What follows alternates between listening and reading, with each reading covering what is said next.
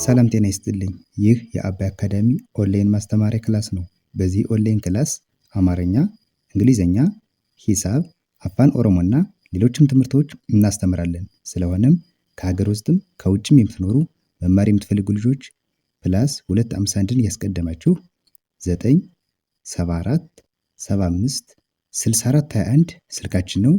ኢሞ፣ ቴሌግራም ወይም ደግሞ ዋትሳፕ ላይ በመደወል ተመዝግባችሁ በቀንም ሆነ በማታ በተመቻችሁ ሰዓት በተለያዩ የሚዲያ አማራጮች ማለትም በኢሞ፣ በቴሌግራም፣ በዋትሳፕ፣ በዙም እንዲሁም በጎግል ሚት መማር ትችላላችሁ። ቻናላችንን ሰብስክራይብ እንዲሁም ላይክ እና ሼር እያደረጋችሁ ጀምሩ። እሺ፣ በዛሬ ክላሳችን ደግሞ እነዚህንን የአማርኛ አረፍተ ነገሮችን በእንግሊዘኛ ፊደላቶች ተጠቅመን እንዴት እንደምንጽፍ ዛሬ ቀለል አድርጌ ያሳያችኋለሁ። ከዚህ ጋር የምታዩቸው እነዚህ ከመጀመሪያው ጀምረን እያንዳንዱን ቃላቶቹን እንዴት ወደ እንግሊዘኛ ፊደል እንደምንቀይር በደንብ የምናይ ይሆናል ማለት ነው። በተለይ ጀማሪ ከሆናችሁ እየጻፋችሁ አናባቢዎች የት ይገባሉ፣ ለስንተኛ ፊደል ማንና አናባቢ እንጠቀማለን የሚሉ አንዳንድ ህጎችም ስላሉ እነሱን ግልጽ አድርጌ ዛሬ አሳያችኋለሁ። እስከመጨረሻው በደንብ ተከታተሉኝ። እሺ፣ አሁን መጀመሪያ እዚህ ጋር አማርኛውን እናነባለን። ከዚያ እንግሊዘኛውን። ይህ በጥቁር ያለው አማርኛ ነው። እኛው ደግሞ በቀይ የተጻፈው ደግሞ የዚህ ቀጥታ በእንግሊዘኛ ፊደል ተጠቅመን የጻፍነው ነው እዚህ ጋር ያለ ማለት ነው። እሺ፣ አሁን መጀመሪያ እዚህ ጋር አማርኛውን እናንብብ። ከዚህ ጋር ምን ይላል? የት ሆነሽ ነው። ምን ይላል? የት ሆነሽ ነው ይላል። አሁን ይሄ የት ሆነሽ ነው ብለን ለመጻፍ እየተጠቀምነው ምንድነው? የአማርኛ ፊደልን ነው። እሺ፣ የእንግሊዘኛ ፊደል ተጠቅመን ብንጽፍስ ምን ይመስላል ነው እዚህ ጋር። የእንግሊዘኛ ፊደል ተጠቅመን ስንጽፍ ደግሞ የት የሚለውን በእንግሊዘኛ ፊደል ለመጻፍ እዚህ ጋር ያለው ቦታው አይቀያየር እንዳቀማምጣቸው የእንግሊዘኛ ፊደል ስንጠቀም እንጽፋቸዋለን ማለት ነው። የት ለማለት እዚህ ጋር YET እነዚህ ሶስቱ የት ይላል። ምክንያቱም አንድ የአማርኛ ፊደል 2 3 4 እስከ 4 ድረስ አንዲት የአማርኛ ፊደል እስከ 4 የእንግሊዘኛ ሌተሮችን ልንጠቀም እንችላለን። ከ1 እስከ 4 ድረስ ልንጠቀም እንችላለን። አሁን እዚህ ጋር ማለት የመጀመሪያ ፊደል ነች። የመጀመሪያ የአማርኛ ፊደላቶች ደግሞ አናባቢ ኢ ነው የሚጠቀሙ። ከሀና ከአ ውጭ ያሉት ሌሎች ኢ ይጠቀማሉ። ስለዚህ ተነባቢና አናባቢ የሚባል ነገር ስላለ አናባቢ የመጀመሪያ ፊደል ከሆነች ኢ ትጠቀማለች። ስለዚህ ማለት YE፣ ከዚያ ት ደግሞ ስድስተኛ ፊደላቶች ደግሞ አናባቢ አይጠቀሙም። ስለዚህ ተነባቢዋ ደግሞ የተ ቤተሰቦች ተነባቢ ማነች? ቲ ነች። ስለዚህ ቲ ብቻ ሲሆን ይሄ ምን ይላል? የት ይላል። የት። እሺ፣ ቀጣዩ ደግሞ ከዚህ ጋር አማርኛው ምንድነው የሚለው? ሆነሽ ነው። ሆነሽ ለማለት ደግሞ HU ማለት ሆነው፣ NE ማለት ነ ነው፣ SH ሽ በአንድ ላይ ስናነበው ሆነሽ ይላል። የት ሆነሽ። እሺ፣ ነው ለማለት ደግሞ አሁንም ነ የመጀመሪያ ፊደል ነች፣ ው ደግሞ ስድስተኛ ነች። NE ነ፣ ደብሊው ደግሞ እንደ ው ትነበባለች በስድስተኛ ነው። ስለዚህ ምን ይላል? የት ሆነሽ ነው። ይሄ ምንድነው? አማርኛ በእንግሊዘኛ ይባላል። የዚህ በእንግሊዘኛ ተተርጉሞ ሳይሆን ኖርማሊ ስናነበውም ልክ እንደ አማርኛ ነው የምናነበው። የት ሆነሽ ነው። ልዩነቱ ከዚህ በምንድነው? ይሄኛው የእንግሊዘኛ ሌተሮች ተጠቀምነ፣ ይሄ ደግሞ የአማርኛ ፊደላቶች ተጠቀምነ። ልዩነቱ ብቻ ነው እንጂ ስናነብ ተመሳሳይ የት ሆነሽ ነው። እሺ፣ ቀጥሎ ደግሞ ከዚህ ጋር ምን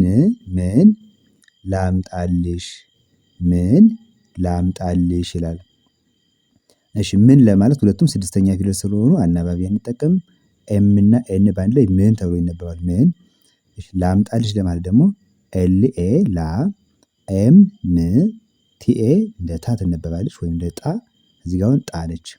ቲ እንደ ጠ ወይም ደግሞ እንደ ተ ስለምትነበብ ከዚህ ጋር ቲኤ እንደ ጣ ነበብነ። ከዚያ ል ደግሞ እንደ ኤል ትጻፋለች። ኤልን እንደ ል እናነበባለን። ሽ ለማለት ደግሞ SH። ስለዚህ ምን ይላል? ላምጣልሽ። በአንድ ላይ ስናነበው ምን ላምጣልሽ። እሺ፣ ከዚህ ጋር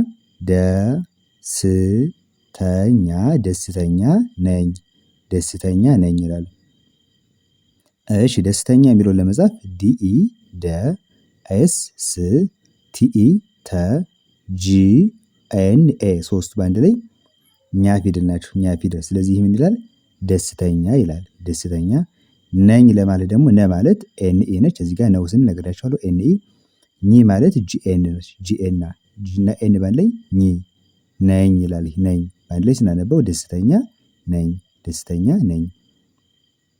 እሺ ከዚህ ጋር ደግሞ ቢሆን ቢሆን ደስ ደስ ይለኛል ይለኛል ምን ይላል? ቢሆን ደስ ይለኛል። ቢሆን ለማለት ቢአይ ቢ ኤች ኦ ሆ ኤን ደግሞ ን ነች ቢሆን ይላል። ቢሆን ደስ ደግሞ ዲኢ ደ ነች ኤስ ደግሞ ስ ደስ ይ ዋይ ኤልኢ ለ ጂ ኤን ኤ ኛ ኤል ደግሞ ል ይለኛል ይለኛል። ከዚህ ስንጀምር ቢሆን ደስ ይለኛል ቢሆን ደስ ይለኛል ይላል። እሺ ቀጣይ ደግሞ ቤተሰብ ቤተሰብ ነው ነው ያለሁ ያለሁ ቤተሰብ ነው ያለሁ ይላል። እሺ ቤተሰብ ማለት ቢኢ በ ቲኢ ተ ኤስኢ ሰ እና ቢ ደግሞ እንደ ብ ቢ እዚህ ጋር እንደ በ ወይም ደግሞ እንደ ቤት ትነበባለች። ምክንያቱም የመጀመሪያ ፊደላቶች እና አምስተኛ ፊደላቶች አናባቢ ሁሉም ኤ ነው የሚያስገቡ። እዚህ ጋር ቤ አምስተኛ ፊደል ነች ኢ ነው ያስገባን አናባቢ። የመጀመሪያ ፊደል ብትሆንም የምናስገባ ኤ ነው። ስለዚህ ይሄ ምን ይላል? ቤተሰብ ይላል። ነው የሚለው እዚህ ጋር ቅድም እንደነገርኳችሁ ኤን ኢ ደብሊው ነው ነው ነው።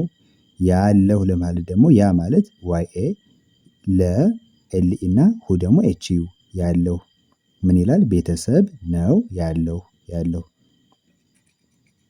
እሺ ከዚህ ጋር ደግሞ በጣም በጣም ተመችቶሃል ተመችቶሃል ይላል። በጣም ተመችቶሃል። እሺ በጣም ለማለት ቢኢ ቲኤኤም ይህ ምን ይላል? በጣም ይላል። በጣም ተመችቶሃል ለማለት ደግሞ ተ ማለት ቲኢ ነች መ ኤምኢ ች ሲኤች ቶ ቲኦ ሃ ደግሞ ኤችኤ እና መጨረሻ ኤል ደግሞ እንደ ል ትነበባለች። ተመችቶሃል ምን ይላል? በጣም በጣም ተመችቶሃል። እሺ ከዚህ ጋር አሁን አሁን እፈልግሃለሁ እፈልግሃለሁ ይላል። አሁን ለማለት ኤ እንደ አ ትነበባለች። እንግዲህ የእንግሊዘኛ ፊደል ኤን ብዙ ጊዜ በተለይ ስሞች ከሆኑና አንዳንዴ ብዙ ጊዜ ደግሞ መጀመሪያም ከመጣች እንደ አ ትነበባለች። አሁን እዚህ ጋር አ ብለን ነው የምናነባት። ከዚያ ሁ ማለት ኤች ዩ ነች ኤን ደግሞ ን አሁን ይላል። አሁን እሺ እፈልጋለሁ ለማለት ደግሞ ለማለት ኢ ነች። የእንግሊዘኛ ፊደል ኢ እንደ እ ወይም ደግሞ እንደ ኤ ብዙ ጊዜ እንደ ኤ ወይም እንደ እ ትነበባለች። አሁን እዚህ ጋር እንደ እ እናነባታለን። ከዛ ፈ ለማለት ደግሞ ኤፍ ኢ ነች ል ኤል ግ ጂ ነች ሃ ኤች ኤ ለ ኤል ኢ እና ደብሊው ደግሞ እንደ ው ትነበባለች። ስለዚህ ምን ይላል? ይሄ እፈልግሃለሁ አሁን አሁን እፈልግሃለሁ ይላል። እሺ የመጨረሻው አይመቸኝም አይመቸኝም ይላል። እሺ አይመቸኝም ለማለት አሁንም አ ለማለት ኤ ነች ብያችኋለሁ። እዚህ ጋር አሁን ስንል ኤ ነው የተጠቀምን። ስለዚህ ኤ እንደ አ ትነበባለች። ዋይ ደግሞ እንደ ይ ትነበባለች። ኤም ኢ መ ሲ ኤች ኢ ቸ ጂ ኤን አይ ኝ እና ኤም ደግሞ እንደ ም። ስለዚህ ምን ይላል? አይመቸኝም አይመቸኝም ይላል። እሺ እንግዲህ ለዛሬ ትምህርት ይሄን ይመስላል ማለት ነው። ዛሬ እዚህ ጋር የአማርኛ ቃላቶችንም ሀረጋቶች አረፍተ ነገሮችን በእንግሊዘኛ ፊደላቶች ሌተሮች ተጠቅመን እንዴት መጻፍ እንደምንችል አይተናል ማለት ነው። በቀጣይ ደግሞ በሌሎች ቪዲዮዎች እመለሳለሁ። ከዚህ ቻናል ላይ አማርኛና እንግሊዘኛ ቪዲዮ ሁሌም እየሰራሁ ስለምለቅ እናንተ የምትፈልጉትን ከጀማሪ ጀምራችሁ ሙሉ ማንበብ እስከመቻል ድረስ መድረስ ትችላላችሁ ማለት ነው። እንዲሁም በውስጥ መስመር ደግሞ ተመዝግባችሁ መማር ከፈለጋችሁ ሌሎችም ትምህርቶች እንደ ሂሳብ፣ አፋን ኦሮሞ እና ሌሎች ተያያዥ ትምህርቶችን መማር ይቻላል። በውስጥ መስመር ደውሉ እናስተምራችኋለን። ለዛሬ የነበረን ትምህርት ይህን ይመስላል። መልካም ጊዜ ይሁንላችሁ። ባይ ባይ።